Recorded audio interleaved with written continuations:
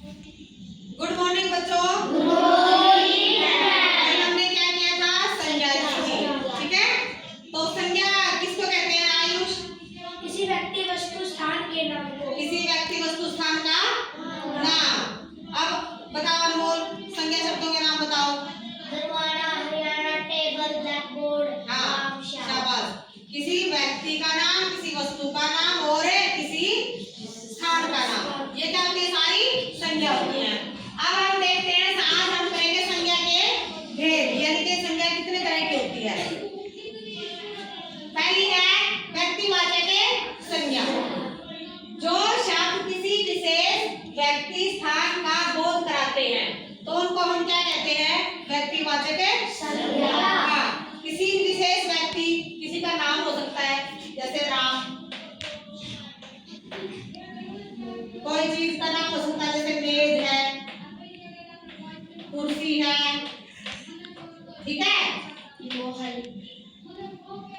और हरियाणा है, दिल्ली है। ये क्या है? व्यक्तिवाचक संज्ञा। संज्ञा है। किसी मनुष्य का नाम हो गया, किसी वस्तु का नाम हो गया, किसी जगह का नाम हो गया, ये सारी क्या होती है? व्यक्तिवाचक संज्ञा। क्या समझ में सबको? अब हम दूसरा देखते हैं, जातिवाचक संज्ञा। ठीक है, जातिवाचक संज्ञा किसको कहते हैं?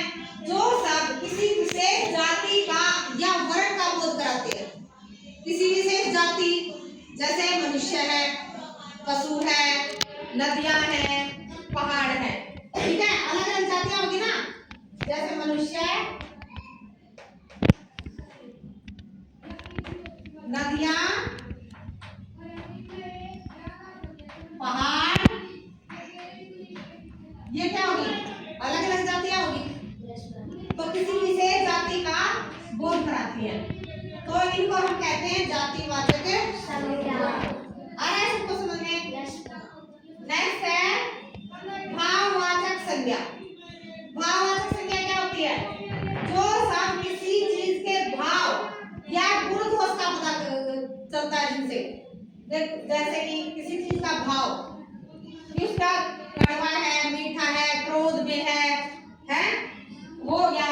और किसी चीज के गुण है, जैसे कोई बुढ़ापा है, जवानी है, बचपन है, ये क्या चीज होती है? भाववाचक संज्ञा।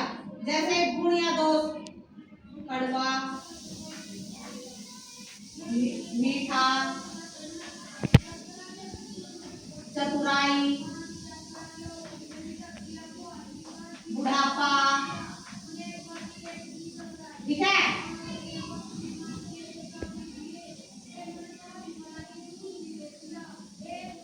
बुढ़ापा, ये सारी चीजें क्या होगी? भाववाचक संज्ञा।